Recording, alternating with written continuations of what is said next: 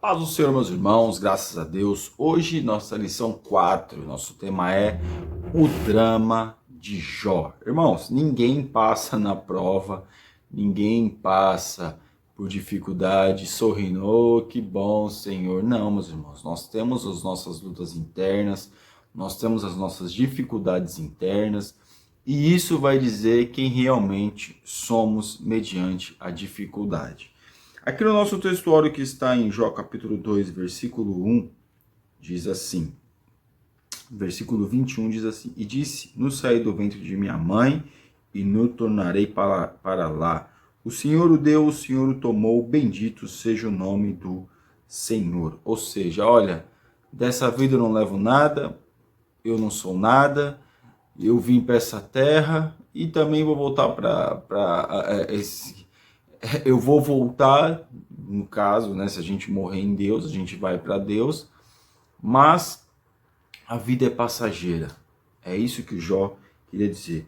No sair do ventre da minha mãe, no tornarei para lá. Ou seja, é claro que ele não voltaria para o ventre da mãe dele, mas a questão é que nós dessa vida não levamos nada. Verdade prática. A despeito das grandes provações que se abatem em nossa vida, à luz do exemplo de Jó, devemos permanecer fiel ao Senhor. Irmãos, é difícil, é claro que é difícil. A provação, ela vem para provar. E não é fácil ser provado, não é fácil. A dificuldade, às vezes a gente está contente na prova, às vezes a gente está, né, um pouquinho assim, mas nós temos que ir pedindo a Deus misericórdia, ajuda, força para conseguir vencer a dificuldade. Na nossa leitura bíblica em classe, que está em Jó, capítulo 1, versículo 13 ao 22, e capítulo 2, versículo 6 a 8, diz assim, e sucedeu um dia que seus filhos e suas filhas comiam e bebiam vinho na casa de um irmão primogênito. Aqui vai dizer, meus irmãos, que a história da questão dos filhos, da questão daquilo que sucedeu, né? Que aquilo que acontecia sempre, eles sempre comiam na casa dos filhos e tudo, e aquela festa, aquele banquete. E aqui, no 21, no 20, então Jó se levantou, rasgou o seu manto e rapou a sua cabeça e se lançou em terra e adorou. Irmãos, nós vemos que quando isso acontece, que quando isso aconteceu, aí a gente cai no versículo, a gente vai para o versículo 20. Eles estavam lá, aconteceu o acidente, um vento veio, derrubou a casa onde eles estavam, matou todos de uma vez. E aí Jó, ele rasga as suas vestes, depois de todos as notícias ruins que ele teve, essa provavelmente, com certeza, foi a pior. E nós vemos que ele rasga as suas vestes, levanta a sua cabeça e adorou. Mas aí a gente faz uma pergunta. Ele adorou falando, ô Senhor, muito obrigado, o Senhor tirou meus filhos, ô Senhor. Não, meus irmãos.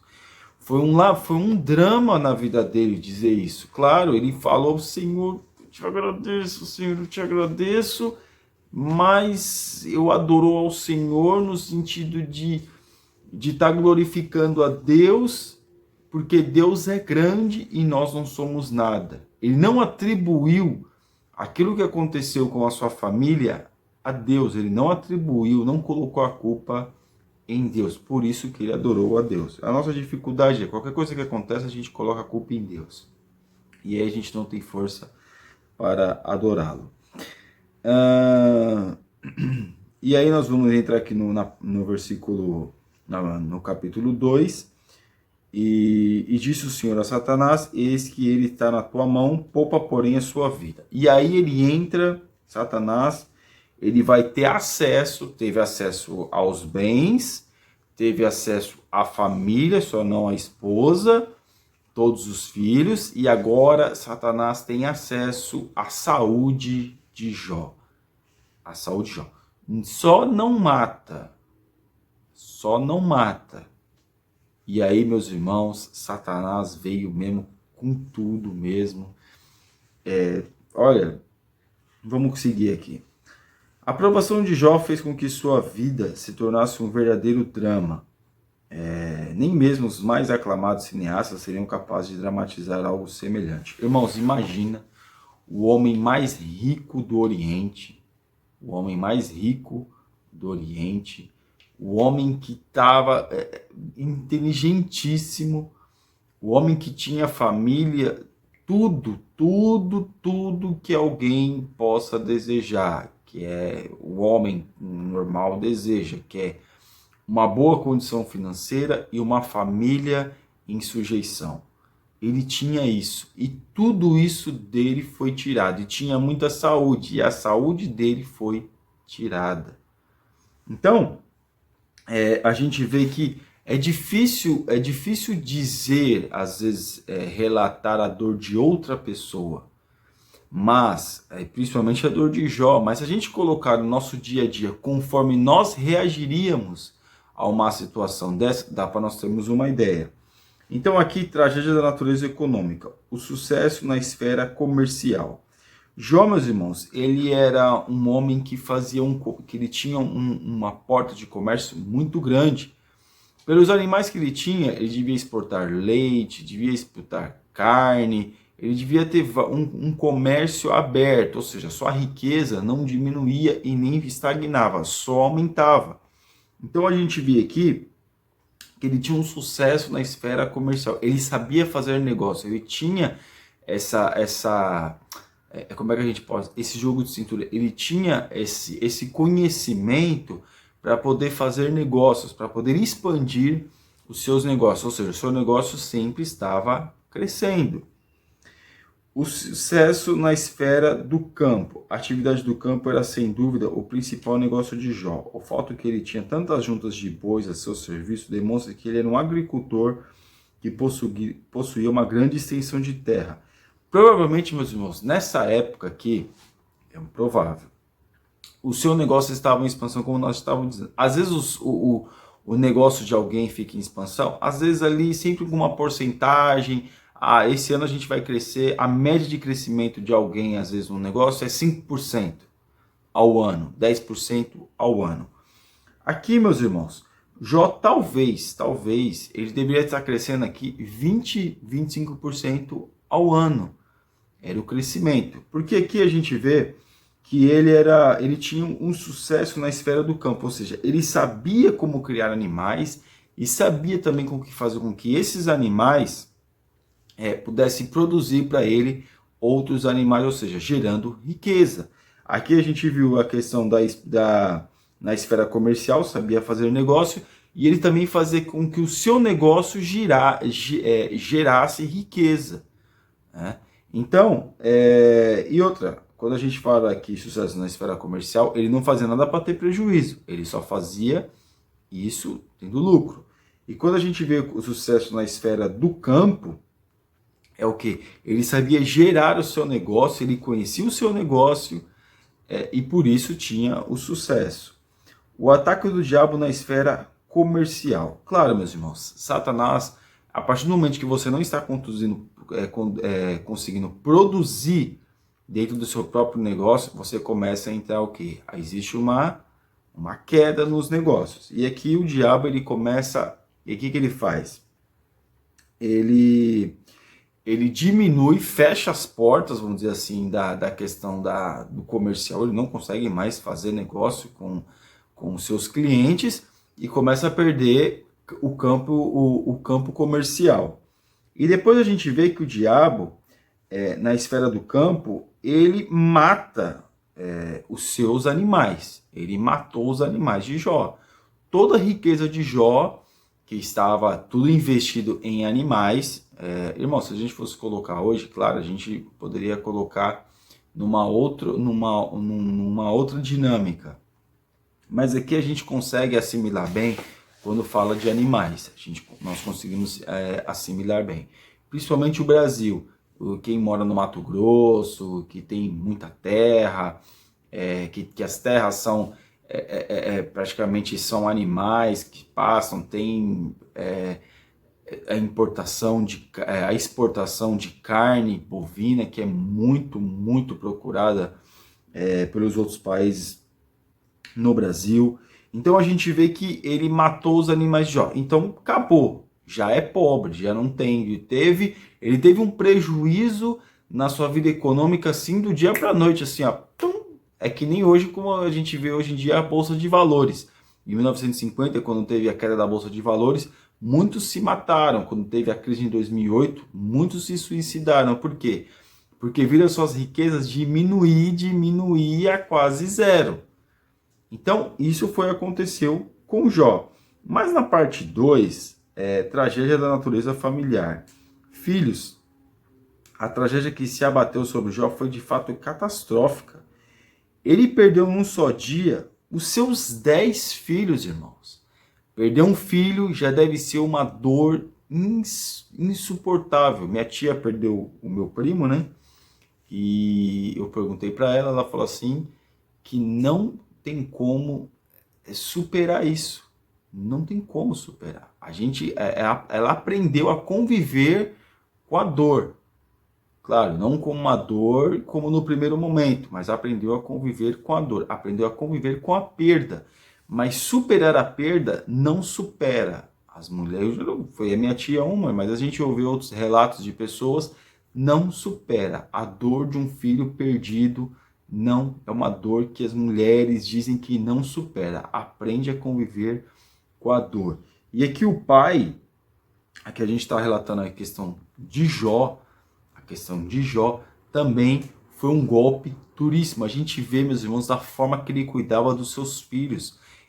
Os seus filhos tinha, lógico, sabia valorizar a riqueza do pai, sabia usufruir da riqueza do pai, não eram pessoas que gastavam, porque a gente vê em nenhum momento na Bíblia falando acerca de Jó, não falando como os filhos de Eli, que fala que os filhos de Eli eram terríveis, mas aqui fala dos filhos de Jó, que eram em sujeição, porque, meus irmãos, colocar dois filhos para ficarem juntos é difícil. Imagine 10 filhos unidos na mesma casa, fazendo um banquete entre eles, e sempre isso acontecia. E Jó fala, se porventura meus filhos se porventura meus filhos pecaram contra Deus, o sacrifício já está aí, Senhor. Porque na época dos patriarcas eles tinham isso, eles podiam fazer o sacrifício, assim como Abraão fez, Isaac fez, Jacó fez o sacrifício para Deus,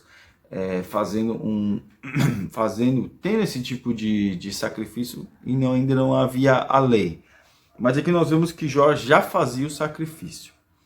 Na parte 2, a esposa de Jó, há algumas controvérsias aqui, alguém dizendo que não foi bem assim que ela falou, que ela falou de um outro sentido. Não, meus irmãos, ela falou para amaldiçoar Deus e morre. Mas só que ela é uma pessoa que a mulher de Jó, ela acaba sendo uma personagem que como é que eu posso dizer? Incompreendida.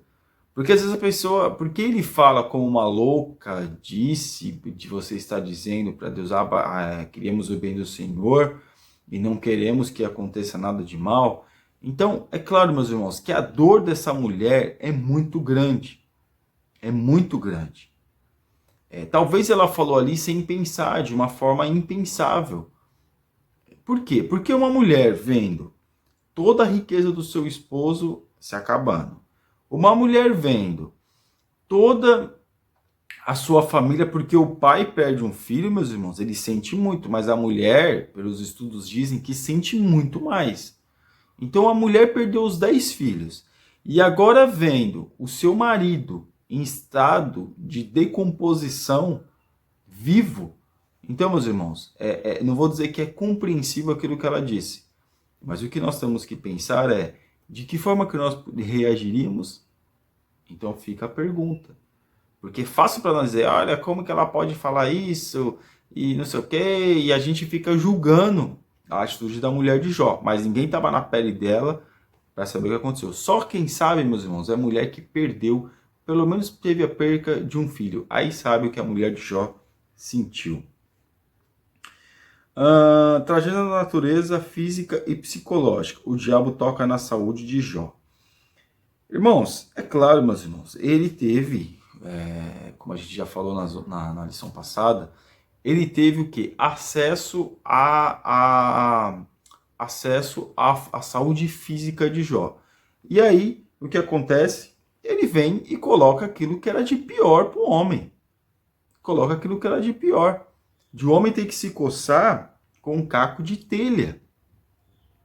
Porque a dor era muito grande. As chagas, o seu estado, alguns dizem que foi até uma lepra, que a sua pele ficava se decompondo. Porque isso agiu, meus irmãos, na saúde de Jó de uma forma terrível.